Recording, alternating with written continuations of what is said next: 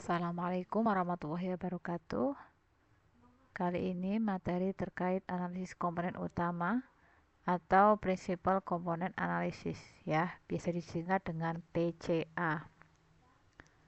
Jadi analisis komponen utama ini merupakan analisis multivariat yang mentransformasi variabel-variabel asal yang saling berkorelasi menjadi beberapa variabel baru atau nanti disebut dengan komponen utama, yang mana antar komponen utama itu tentunya tidak saling berkorelasi ya. Nah, nanti analisis komponen utama ini akan dilanjutkan dengan analisis faktor ya. Maka biasanya kalau orang melakukan analisis faktor itu dia satu paket ya, pasti akan melakukan analisis komponen utama terlebih dahulu begitu.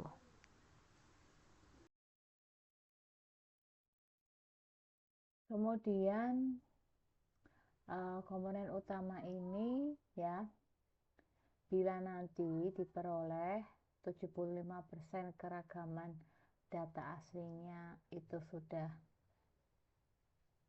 diperoleh ya, maka berarti analisis cukup dilakukan pada komponen utama yang sudah mempunyai keragaman 75% tersebut gitu ya.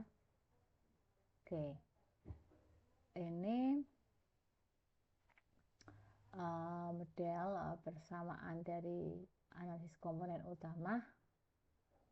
Terus kemudian untuk analisis komponen utama ini, matriks data mentah diubah menjadi matriks korelasi atau matriks kovarian.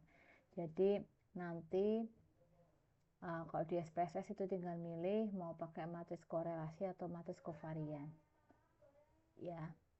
Kalau menggunakan RStudio ya, kita juga bisa milih juga mau menggunakan yang mana ya, yang sesuai dengan keinginan kita sebagai peneliti. Jadi kalau matriks korelasi itu dapat menghilangkan perbedaan yang diakibatkan oleh min dan dispersi atau varian gitu ya, keragaman dari variabel. Variabel yang tadinya mempunyai skala dan satuannya berbeda itu siap untuk dibandingkan. Nah, kalau untuk matriks kovarian ya, penggunaan matriks kovarian itu dilakukan jika variasi dari masing-masing variabel itu tidak jauh berbeda. Jadi hampir sama ya, atau berarti bisa kita katakan sebagai homogen gitu ya. Kalau kita menggunakan kovarian. Atau pada data mentah telah dilakukan standarisasi gitu ya. Maka satuan dari sekelompok variabelnya tersebut itu sama karena sudah standarisasi gitu ya. Nah, jadi nanti bisa kita pilih berdasarkan pertimbangan datanya tadi. Kalau satuan pengukurannya itu masih berbeda ya kita menggunakan matriks korelasi. Kalau sudah sama, sudah standarisasi ya berarti kita menggunakan matriks kovariansi. Terus asumsi yang harus terpenuhi ketika kita akan menggunakan analisis komponen utama ya, jadi antar variabelnya harus saling berkorelasi gitu ya, maka kita harus menguji korelasi antar variabelnya. Bisa kita gunakan Barrett's Sphericity seperti ini. Ini statistik ujinya ya, yang didekati dengan distribusi chi-square. Oke. Nah, nanti kriteria ujinya harus ditolak ketika chi-square hitungnya lebih besar dari chi-square tabel atau p-value-nya kurang dari alfa ya, lebih kecil dari alfa. Terus kemudian setelah dipastikan antar variabelnya itu saling berkorelasi, bisa kita lanjutkan dengan kelayakan data dan variabel ya, yaitu dengan Kaiser-Meyer-Eugen dan Measure of Sampling Adequacy. Ya, KMO dan MSA begitu ya. Kalau KMO itu ukuran kelayakan data sampelnya ya secara keseluruhan begitu. Nah, kalau MSA itu nanti pada masing-masing variabel, begitu ya. Jadi nanti kalau ada variabel yang MSA-nya tidak memenuhi, ya berarti nanti kita hapus ya, kita tidak ikutkan. Nah, data yang dikatakan cukup layak itu jika nilai KMO-nya itu lebih besar dari 0,5. Ya, begitu pula dengan MSA ya, lebih besar sama dengan dari 0,5. Itu ya. Itu kriterianya dalam kita menentukan data kita itu sudah layak atau belum, gitu ya. Oke. Terus kemudian, nah, ini ada beberapa cara untuk menentukan komponen utama ya. Jadi yang pertama dengan melihat script plotnya.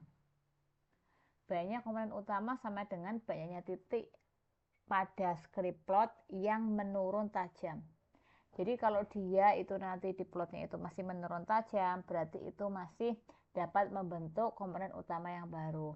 Tapi kalau udah melandai turunnya, berarti berhenti di situ, seperti itu. Ya. Nah, kemudian yang kedua dengan melihat nilai proporsi kumulatif varian. Ini tadi sudah saya sampaikan di awal, ya. Ketika nilai proporsi kumulatif variannya itu lebih besar dari 75%, maka berarti banyaknya komponen utama itu berhenti sampai di komponen tersebut, ya. Kemudian yang ketiga dengan melihat nilai eigenvalue, ya. Jadi komponen yang mempunyai nilai eigenvalue itu lebih besar dari 1, maka termasuk komponen utama. Itu ya. Oke. Nah, variabel yang masuk ke komponen utama, misalnya komponen utama A gitu, yaitu adalah variabel yang mempunyai nilai loading faktornya itu terbesar dibandingkan dengan nilai loading factors pada komponen utama lain. Jadi nanti kita mau lihat nih ya kan, komponen utama ini dia variabel ini dia lebih tepat masuk ke komponen utama yang mana nih, yang A, yang B, atau yang C gitu ya, yang pertama, yang kedua, atau yang ketiga. Misalkan ada 3 komponen utama ya.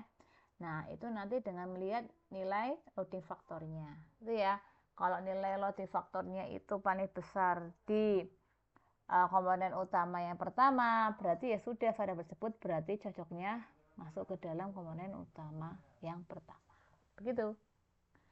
Kemudian ini ada contoh, terdapat 9 indikator penilaian terhadap kinerja ojek online food.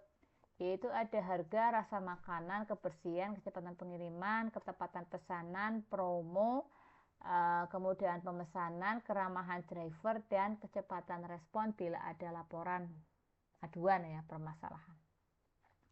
Nah, ke-9 indikator tersebut ya itu akan direduksi menjadi beberapa variabel atau komponen utama gitu ya. Nah, ini nilainya gitu ya. Dengan skala Likert tentunya ya nilainya. Oke, terus berapakah jumlah komponen utama yang terbentuk dan variabel atau indikator apa saja yang masuk ke dalam setiap komponen utamanya? Nah, maka ya yang pertama sebelum menggunakan analisis komponen utama tadi kan ya kita harus apa nih, melihat korelasinya terlebih dahulu, begitu kan? Nah, ini penyelesaiannya ya. Maka berarti kita bisa lihat ya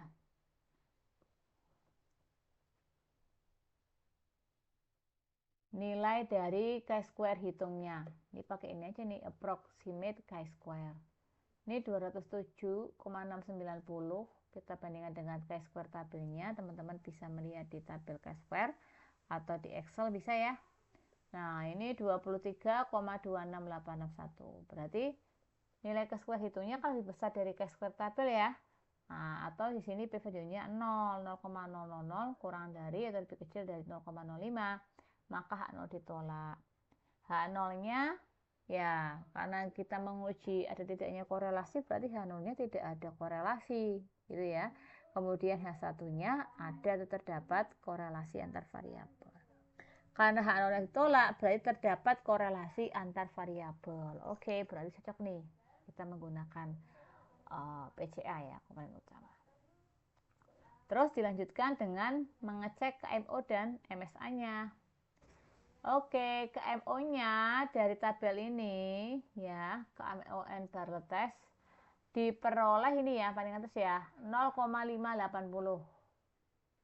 Oke ya. Nah, 0,580 atau 0,58 itu kan lebih besar dari 0,5, maka kelayakan datanya cukup ya. Berarti kita lanjut dengan yang MSA. MSA itu untuk masing-masing variabel ya teman-teman. Kita lihat MSA-nya ini pakai output anti image matrix ya. Jadi yang ini MSA itu yang ini teman-teman, yang anti image, misalkan mau pakai covariant atau correlation, ini dua-duanya ada ya. Nah ini kan datanya kan udah sama kan ya. Nah datanya udah sama berarti apa namanya, data standarisasi ya, boleh misalkan kita menggunakan yang covariant atau kita mau menggunakan korelasi, is okay, sama aja sih, biasanya juga hasilnya juga sama.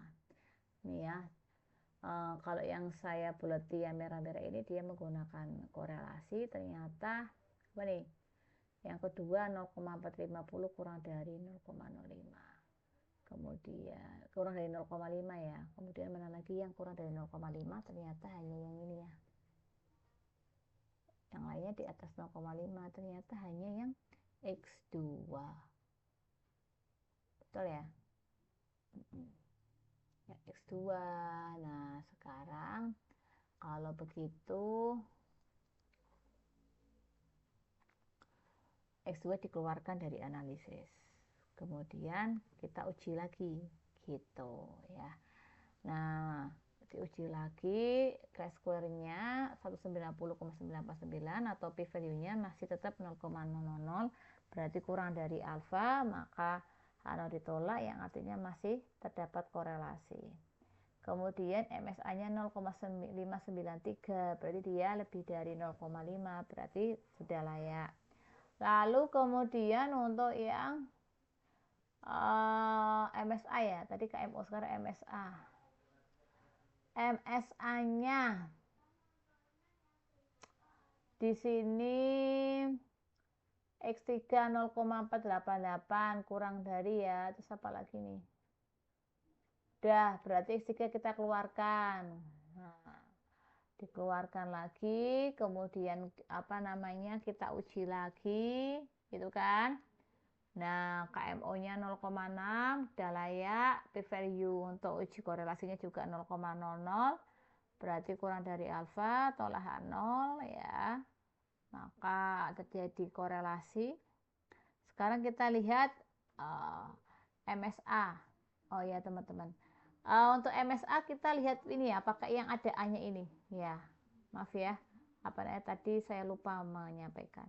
Nih yang ada ini kan ada keterangannya nih, A kecil di atas nih, ini kan di bawah juga ada nih A, measures of sampling adequacy atau MSA. Jadi pakai yang ini, kalau yang atas kan nggak ada nih ya kan. Nah ini pakai yang ini ya, image correlation. Ini kita lihat yang AA ini semuanya di atas 0,5. Oke, good, berarti sudah layak kita gunakan. Kemudian kita masuk ke analisis apa namanya, komponen utama. Nah kita bisa lihat sekarang menggunakan ini tadi kan, tadi kan salah satu caranya, metodenya itu kan bisa dengan melihat apa ini ya, variasi kumulatifnya kan ini ya, eigen value-nya ini. Nih, berarti di sini nih, ini garis sudah 75,582 di atas 75% ya. Ini. Jadi output di atas nilai eigen value yang lebih dari 1 hanya pada komponen 1, 2, 3. Ya kan? Dan proporsi kumulatif yang lebih dari 75% adalah proporsi kumulatif pada PC3. Ya kan? Nah, sebesar 75,562%. Ya, artinya terbentuklah 3 komponen utama, ya.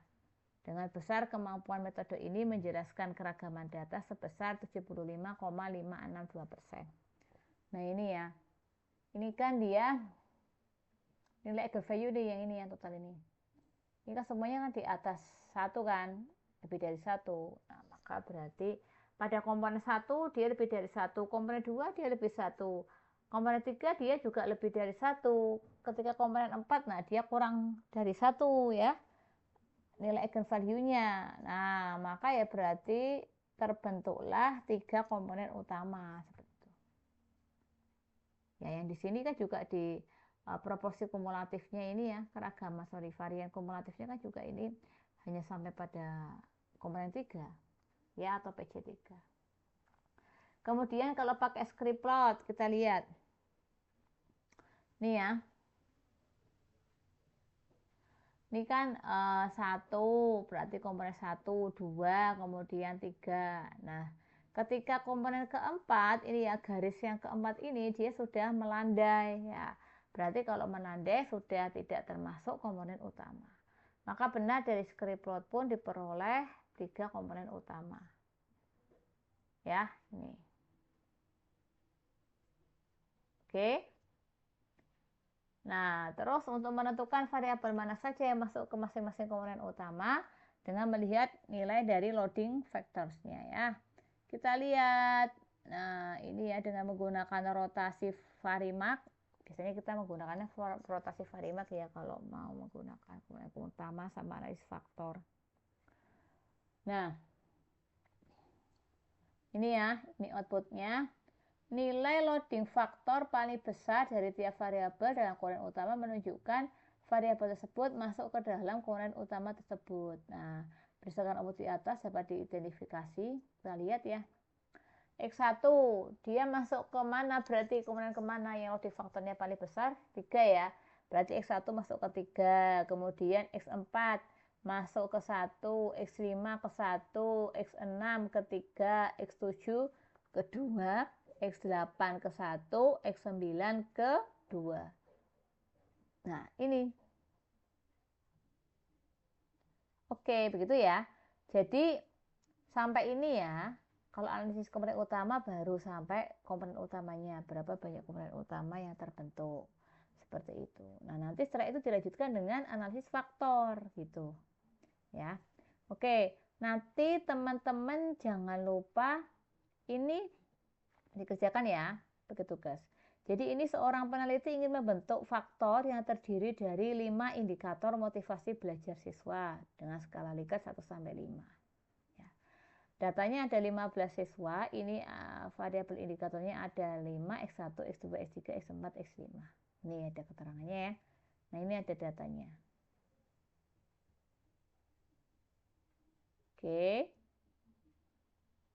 Saya pelan-pelan ya, biar teman-teman bisa setidaknya men-screenshot ya.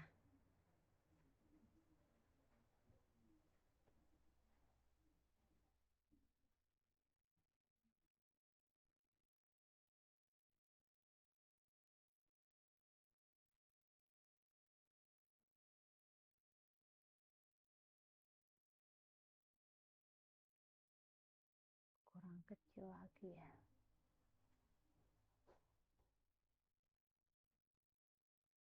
Nah, ini ya teman-teman ya. Silakan bisa di screenshot nanti untuk dikerjakan sebagai tugas. Oke. Nah, sudah. Kemudian saya lanjutkan ke analisis faktor. Ya. Karena tadi kita sudah memperoleh 3 komponen utama, kemudian kita lanjutkan dengan analisis faktor. Analisis faktor itu ya, itu merupakan analisis statistika multivariat yang digunakan untuk menjelaskan ya jika ada hubungan kovarian antar variabel ya, yang kemudian nanti apa namanya hasil akhirnya itu berupa faktor ya, yang mana di dalam masing-masing faktor itu ada kontribusi beberapa variabel begitu ya. Terus kemudian, nah ini ya, jadi variabel yang mempunyai korelasi dengan variabel lain dikelompokkan jadi satu dengan nama faktor, ya. Nah, analisis faktor itu merupakan lanjutan dari analisis komponen utama, seperti itu, ya. Berarti kalau kita melakukan analisis faktor, pasti kita akan melakukan analisis komponen utama. Oke, ini apa namanya model faktornya ya. Oke. Nah, itu nanti ini ada komponen L-nya ya, loading faktornya yang menentukan nanti apa namanya dia masuk ke faktor mana, gitu ya. Nah, ini lanjutan contoh yang tadi ya, yang ada online food itu tadi. Tadi kan dari komponen utama diperoleh 3 komponen utama. Nah, sekarang ya, dari tabel komponen matris ini diperoleh ya loading faktor dari masing-masing variabel berdasarkan faktor yang terbentuk dari komponen utama. Ini misalkan X5. X5 dia masuk ke mana nih? Ke komponen 1. X8 ke komponen 2 dan seterusnya. Ya. Oke, ini loading faktor 0,885 artinya variabel X5 berkontribusi menyusun faktor 1 atau komponen 1 ya sebesar 0,885. Begitu pula untuk loading faktor lainnya. Nah, ini bisa diinterpretasikan begitu. Ya. Jadi kalau ini kan X5 berarti berkontribusi banyak di faktor 1 ya. Tuh. Nah, terus dari loading faktor sebelumnya dirotasi menggunakan varimak dengan tujuan memperoleh loading faktor yang tertinggi untuk satu faktor sehingga mudah dibedakan gitu ya. Nah, ini hasil rotasi dengan varimaknya ya. Nah, ini kan kalau kita lihat kan loading faktornya semakin tinggi kan ya. Untuk yang memang dia kalau sudah tinggi kemudian bisa ditinggikan lagi ya, jelas dia akan masuk ke faktor yang mana gitu ya. Oke, nah berarti dari ini ya yang sudah dirotasi ini kita bisa peroleh X5 masuk ke dalam faktor 1, X8 faktor 1, X4 faktor 1, X9 faktor 2, X7 faktor 2, X1 faktor 3, X6 faktor 3. Coba kita lihat. Nih ya. Benar ya? Oke. Nah, dengan demikian tiap faktor yang terbentuk terdiri dari beberapa variabel. Ya. Jadi tadi kan faktor 1 terdiri dari X4, X5 dan X8. Faktor 2 terdiri dari X7 dan X9. Faktor 3 terdiri dari X1 dan X6.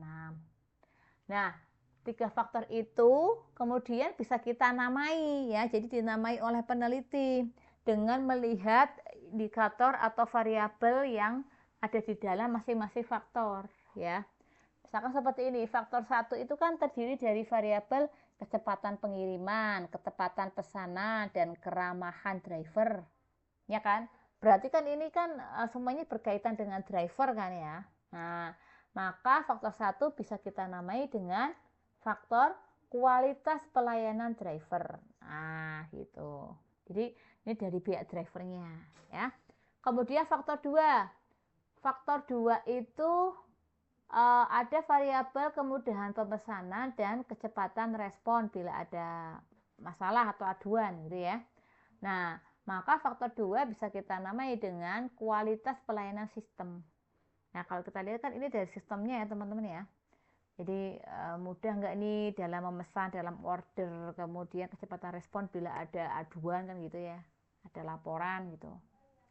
Kemudian faktor 3 terdiri dari variabel harga dan promo. Nah, berarti terkait apa nih?